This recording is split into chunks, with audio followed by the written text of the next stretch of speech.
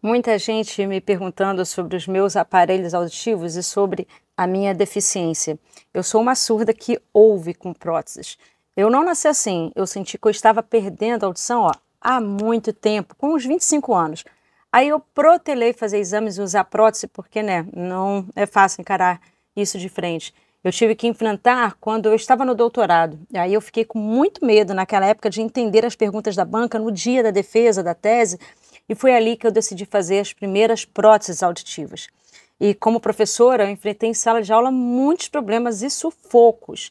Eu não entendia as perguntas dos alunos direito, eu entendia tudo errado e respondia outra coisa que fazia a turma toda, às vezes, rir de mim. Teve responsável reclamando na direção porque eu não dava atenção à filha que sempre me chamava, sendo que, na verdade, eu não a ouvia me chamando. Ou seja, eu já estava mais do que na hora de fazer os meus aparelhos.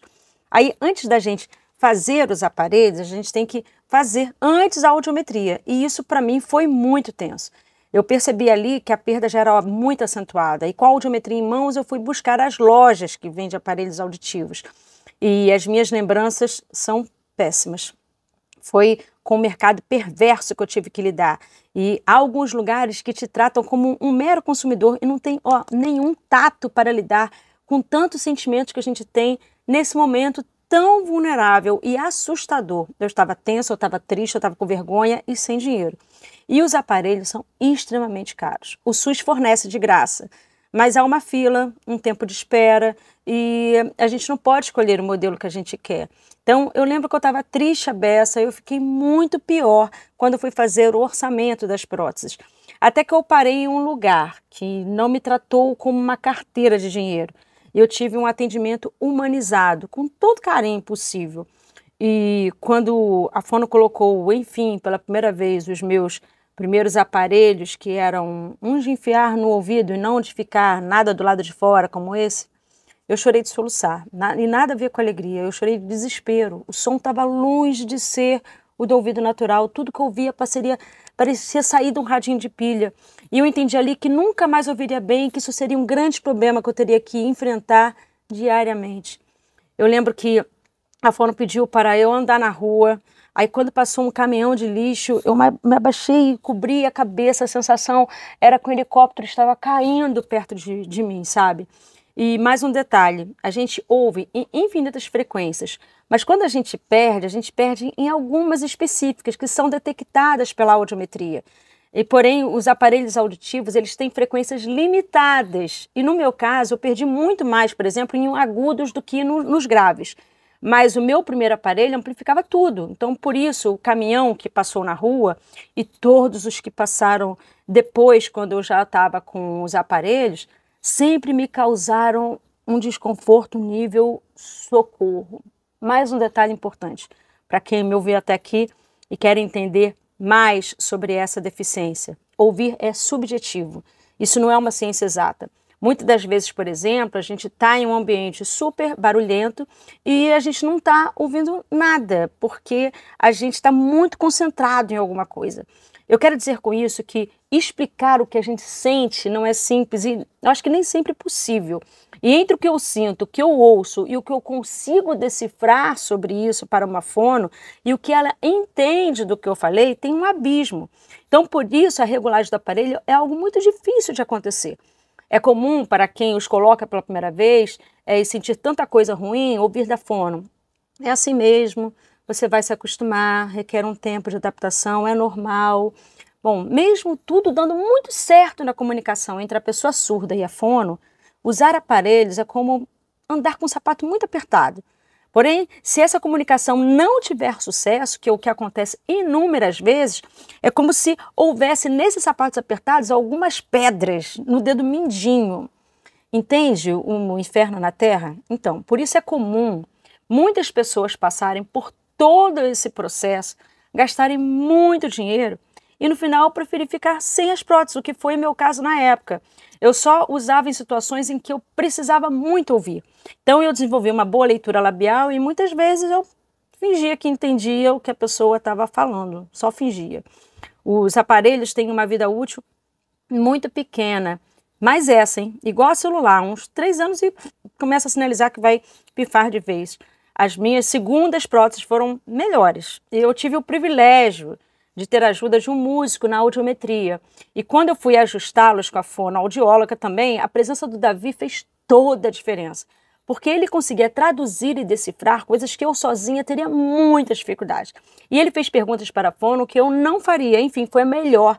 Mas ainda assim foi muito ruim. Eu fiz campanha com esses aparelhos e quem ficou comigo na campanha percebeu o quanto que eu sofri e o quanto foi difícil. E aqui cabe mais um detalhe importante dessa deficiência.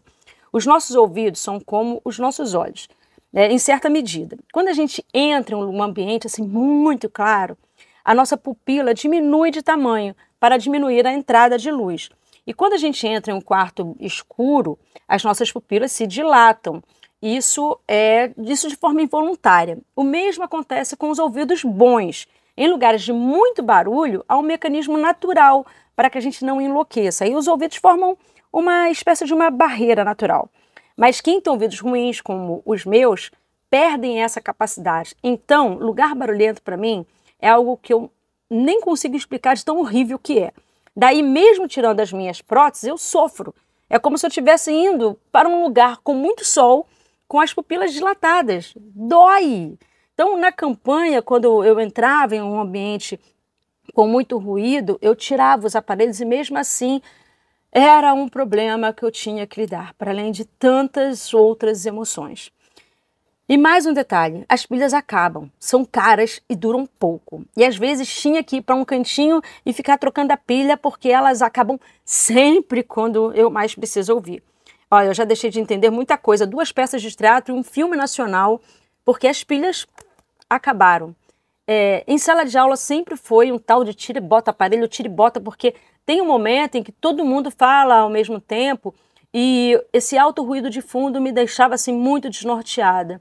Aí se chove, eu tenho que tirar os aparelhos e entro em desespero se tiver que ouvir alguém. E essas próteses não costumam ser a prova d'água. Aí eu decidi não esconder tudo isso desde o início. E estudando o assunto, eu descobri que essa deficiência não é coisa de velho. Há muitas pessoas novas que precisam usar aparelhos e não os usam porque ou são muito caros, ou porque sentem vergonha, ou porque é extremamente desconfortável. Essa deficiência é onde mais se encontram as pessoas deprimidas, porque é fácil escondê-la ou porque muitas pessoas surdas optam por se isolarem. É comum quem convive com a gente se irritar quando a gente pede para repetir algo que foi falado. Essa deficiência irrita quem lida com as pessoas surdas. Então não é simples lidar com piadas ou com alguém impaciente com algo que está além da minha vontade de resolver. Então, para muitos homens surdos é ainda mais difícil, porque muitos são carecas e o cabelo ajuda a esconder bem as próteses. Quando eu fazia rabo de cavalo, eu sempre tirava as próteses. Hoje é algo que eu enfrento. Mesmo com o cabelo preso e as próteses visíveis, ok para mim. Mas para chegar aqui, foi um longo processo. Durante a campanha, os meus aparelhos deram muito problema, porque a vida útil deles já estava no finalzinho. Aí teve um dia na UERJ que eu entrei em desespero. Eles pifaram e era o dia que o Lula ia estar ali. Naquela confusão de gente, eu tive que ligar para o técnico e que foi lá resolver para mim. Olha, tenso, mega tenso. Aí já eleita, eu resolvi fazer novas próteses. E aqui começa um novo capítulo dessa história. Os aparelhos deram uma modernizada de uns tempos para cá. E desde que eu comecei a usá-los, né, eu fiz uma nova audiometria e vi que eu estou mais surda e com a audiometria eu fui escolher as minhas novas próteses, sabendo que ia gastar muito dinheiro e seguir infeliz. Mas quando a fono colocou em mim esse modelo mais moderno, eu não acreditei. Ela abriu a janela, é uma loja que fica em uma rua muito movimentada ali em Copacabana, muito barulhenta, e eu chorei. Não foi insuportável o ruído de fundo na rua. Aí eu perguntei para ela se os aparelhos estavam ligados. E ela falou assim, tira os aparelhos. Aí eu tirei e fez o silêncio que eu ouço quando eu estou sem as minhas próteses. Aí eu coloquei de novo e tudo estava suportável e muito próximo do ouvido natural. Ainda que longe, se é que vocês me entendem. Eu quero dizer que eu ouvia sem sofrer e que eu jamais pensava que isso iria acontecer novamente. Aí eu chorei, mas dessa vez foi de felicidade. Aí eu chorei de novo quando ela me disse o preço. São quase R$10.000 por cada aparelho. E esses nem são os melhores, tá bom? Então, aí eu voltei de metrô, eu lembro que eu liguei para minha mãe chorando, porque eu consegui andar de metrô sem enlouquecer com tanto barulho. Aí, como eu sei que muitas pessoas têm essa deficiência e que não têm as condições de comprar algo nessa qualidade, eu sofro. Como deputada, eu estou atuando nisso, já que a gente não tem sequer desconto, abatimento no imposto de renda. A gente não tem desconto em quase nada, aliás, né, por ser surda. Aliás, sequer muita gente tem informações necessárias sobre essa deficiência. Essa é a minha história, gente. As deficiências são muitas e todas elas têm suas especificidades. O que funciona para mim, para outra pessoa, pode não funcionar.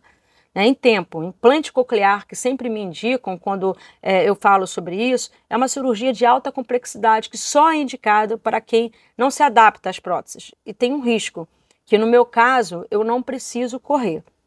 Aí eu resolvi contar tudo isso porque muita gente se mostrou curiosa por um outro texto e vídeo que eu fiz contando que eu tive dificuldades de carregar os aparelhos em uma viagem e eu entrei em desespero, né? Essas próteses não são a pilha, e sim carregáveis, como a gente faz com o celular. Aí eu tenho uma base, aí eu coloco ali toda noite, quando eu saio de casa eu coloco os aparelhos. Aí sim, né? Eu tive que voltar para casa já várias vezes correndo, porque eu me esqueci de colocar os aparelhos e só percebi quando alguém começou a falar comigo, eu não estava entendendo absolutamente nada. Então eu estou vivendo de uma forma muito mais confortável agora. E o sonho é que todas as pessoas que tenham essa deficiência tenham esse conforto. Não é fácil viver em um mundo não inclusive tão capitalista. Existe a solução, mas faltam as condições de chegar até ela. Eu não quero que ninguém sinta pena de mim, ok? Com esse relato. Eu não fiz para isso. Isso, para mim, tem dois propósitos. Um, trazer sensibilidade para essa deficiência e, por tabela, para todas as outras. E dois, que eu fale cada vez com mais naturalidade de algo que já me envergonhou muito. Eu consegui, mais uma vez, né? Está tudo bem, mas é preciso um grande esforço sempre para que tudo fique tudo bem comigo. Obrigada por me ouvirem até aqui.